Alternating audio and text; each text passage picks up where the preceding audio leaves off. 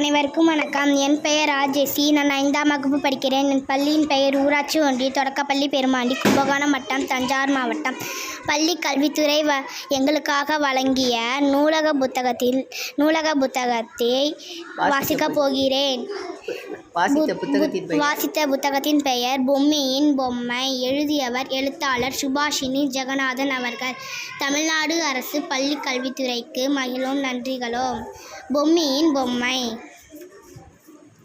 பொம்மிக்கு பொம்மை பிடிக்கும். தெருவில் பொம்மை வண்டி சென்றது. அம்மாவை தேடி ஓடினாள். அம்மா, பொம்மை வேணும், இந்த வார கூலி வரட்டும், வாங்கி தரேன். அம்மா களிமண் பொம்மை செய்தார். இதை வைத்து விளையாடு என்றார்.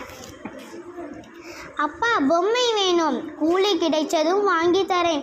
அப்பா நுங்கு வண்டி செய்தார். இதை வைத்து விளையாடு. அண்ணா, பொம்மை வேணும், நான் வளர்ந்ததும் வாங்கி தரேன். அண்ணன் பனை ஓலை காற்றாடி செய்தான். இதை வைத்து விளையாடு.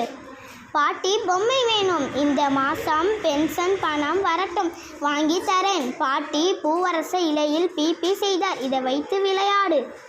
மாமா, பொம்மை வேணும், கம்பெனியில் சம்பளம் போட்டதும் வாங்கி தரேன். மாமா தென்னை ஓலையில் கிளி பொம்மை செய்தார். இதை வைத்து விளையாடு.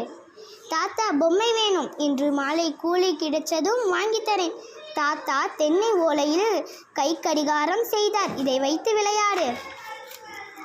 பொம்மி ஒரு கொட்டாங்குச்சியை எடுத்தாள். ஒரு மேளம் செய்தாள். இப்போது பொம்மி கை நிறைய பொம்மைகள். நன்றி. புத்தகத்தை போல விசுவாசமான நண்பர் இல்லை. Ernst Hemingway. நன்றி.